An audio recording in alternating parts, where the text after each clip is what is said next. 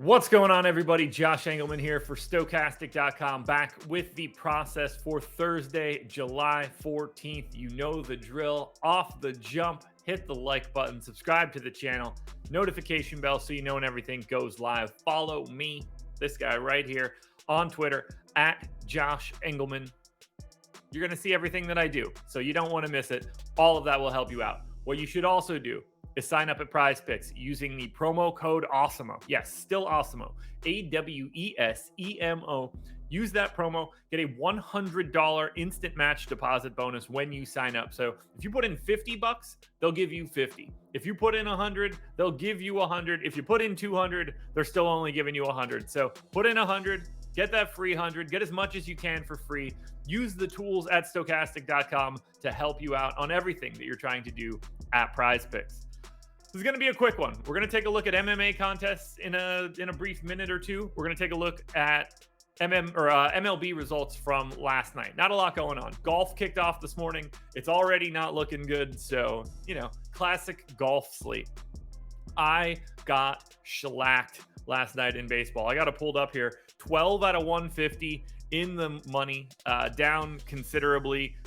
Didn't get a top 1% or 2% entry. Here are my exposures for yesterday. Very, very heavy on Shane McClanahan. That worked. Basically faded John Gray. That certainly didn't work. He went for 37. Had some Ohtani, a little bit lighter than the field. Smashed, obviously. Having Gray and Ohtani was certainly a big one. My issue, my second most exposed pitcher yesterday, Luis Severino. Left early, -5. 2 innings, 4 hits, 4 runs, 2 walks, and a strikeout. Shoulder tightness. Goodbye. So that put me behind the 8 ball right out of the gate. And then Christian Javier, 3 2/3, 5 hits, 3 earned, 3 walks, 10 strikeouts in 3 2/3. It would have been really nice if he could have kept going because he was just mowing people down. Got to 17 1/4 or 17.45, but not quite enough. And then I just didn't hit on anything for my most exposed guys. 8, 2, 3, 0, 9, 4, 7, all single digits for my top 8 hitters or something along those lines. Did not have a hitter hit double digits until we got to DJ LeMahieu at 10. If we look at just simply ownership of hitters and not at any of the pitching options, we'll see it right here. Like, Cronenworth went for 29, basically faded him. The Yankees and the Padres had, a decent day, nothing too crazy. If we group it up by team, you can see very quickly teams you needed. Colorado, and we could show the total exposures here too. Colorado, which I was neutral on, but I don't have them as stacks. So while I did have a bunch of Jose Iglesias, I didn't have enough of, let's say, all of Colorado since they were the highest scores. Toronto, we also got Teoscar up to 32. He hit 2 dongs. I only had 1% there, so that didn't really help me out. I basically didn't have Cincinnati. While I had San Diego, Cronenworth was the big story. I didn't have him. Just missed out on a lot of the big scores that were pulling some ownership. Even on the Yankees, 11% Kiner Falefa at 16 is nothing. I dodged Judge, I guess, which is helpful, but everything was dead in the water the moment I had Severino in 50% of my lineups. I want to take a quick look and compare to Adam. I also want to point out Adam's good work. Finished 5th in the main slate and the early slate in the relay throw. So for my top lineups, 127 to 131 in FC projection. As we look at Adam, 129 up to 140, but he was going to be quite a bit chalkier than me, so I'm not surprised to see that go higher. Obviously loaded up on San Diego, but just to show you guys too, shouts to Adam for this one. 5th, top 196 is 1%, 1%, 1, 1, 1, 1, 1. 5th, 23rd, 35th, 36th, 45th, 49th, 105. Dude put a lot of lineups in the top 1%. It's a shame for him that he wasn't able to get all the way to the top and really have a monster day. If you want to see what Adam's lineup looked like here, he had the Gray Shane McClanahan combo. Cronenworth was big. Iglesias was big. Sam Hilliard was big. The 2-man Will Smith, Freddie Freeman combo was really big. So Shout out to Adam there. As we look at total ownership, 205 to 234. Again, these are all 5-man San Diego stacks. I'm never going to be anywhere near this high 200s number by individually stacking. So, or by not stacking rather. So 166 to 177. I still think these are relatively chalky lineups. Like, that's a lot of Yankees stacks. It's just a lot of random Yankees. So, you get like a Higashioka LeMahieu, then you get Rizzo Torres. This one has Gallo, this one has Judge. So I actually did get to a lot of Yankees. That did not, I don't know how I did that. That did not get me anywhere. That's going to close everything now too. I don't see, I've got this Apple mouse that's like touch sensitive, and every once in a while I accidentally go back or go forward in a way that I didn't want to. That's what just happened there. But we're basically done here anyway.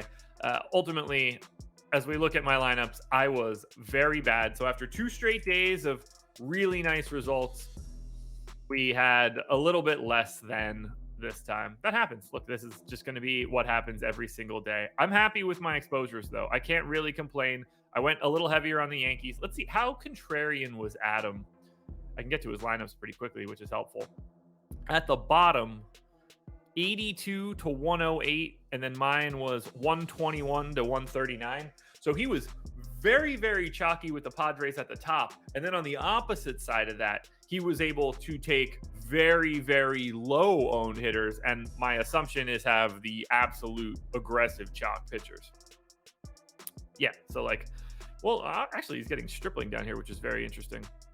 But you see a lot of the McClanahan, Ohtani, Giolito, who didn't pull enough ownership.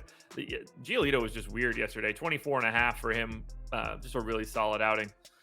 Anyway, congratulations to Adam for yesterday. No congratulations at all to me for yesterday. Now let's take a quick look at this Saturday's UFC. I'm actually not registering for this.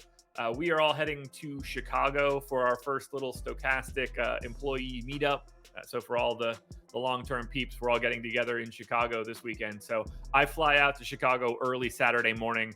I have no idea what the rest of Saturday is going to look like. I might register later on Saturday. That's not out of the realm of possibility. But for right now, it's not something that I can get in immediately. I am going to play baseball tonight. I'm on the deeper dive. I'll hash out everything I'm doing later tonight. So if you are playing the UFC pay-per-view, or not pay-per-view, the UFC event this Saturday, I believe it's Brian Ortega, Yair Rodriguez. Make sure you're checking it out. That main event should be fantastic.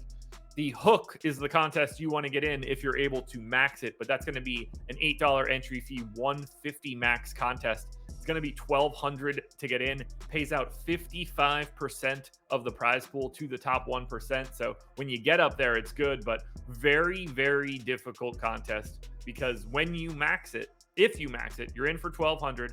That's 2.5% of all of the entries. So it's going to be very shark infested.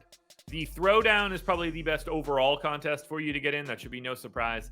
$500K prize pool, but it's $18 per entry, $150 max, 32,000 entries, $2,700 to get in there in full, but half a percentage point of the entries. So you will have a much softer road to the top. Going to need a higher score, though, larger field.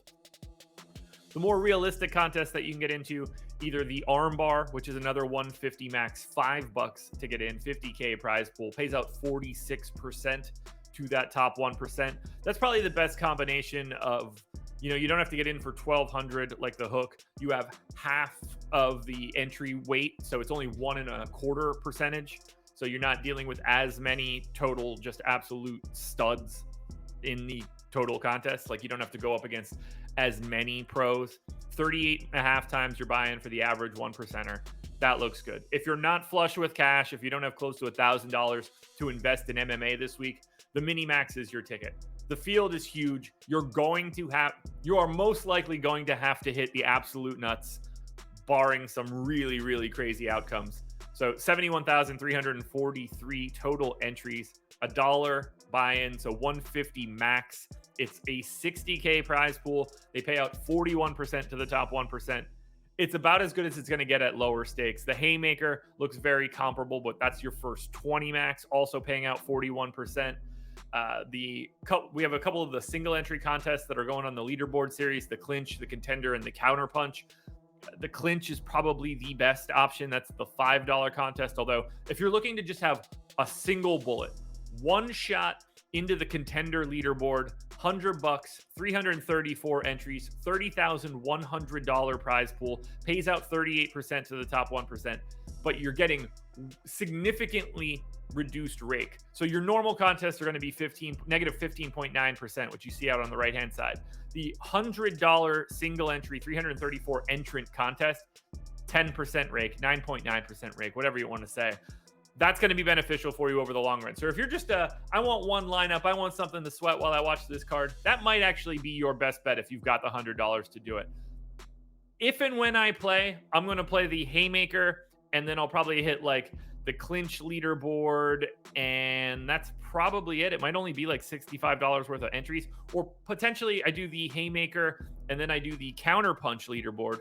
That's a $40 single entry. Significantly worse, well, not significantly worse, but a worse payout structure. It's only 33% to the top 1%, but it does fit me in for that 100. If I do both of those, we look at it there, it's $100 in entries, 31 times your buy-in if you hit on average. So that's what we're going to be looking for.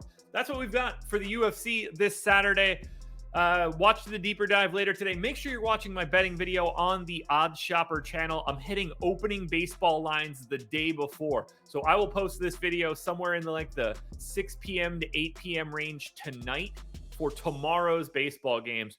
I've already seen some live movement the way that we want it to go on the video that I recorded yesterday and the two videos from earlier in the week. So if you're interested in betting on baseball, I highly recommend you check out that video. Again, it's on our Odds Shopper channel, or just follow me on Twitter. That is where I post the links. Good luck, everybody. I hope you're playing the UFC. If you're playing golf and you used my contest recommendations earlier in the week, good luck for golf. And if you're playing baseball, you guys know what to enter at this point in time. Have fun. I'm out of here. Peace.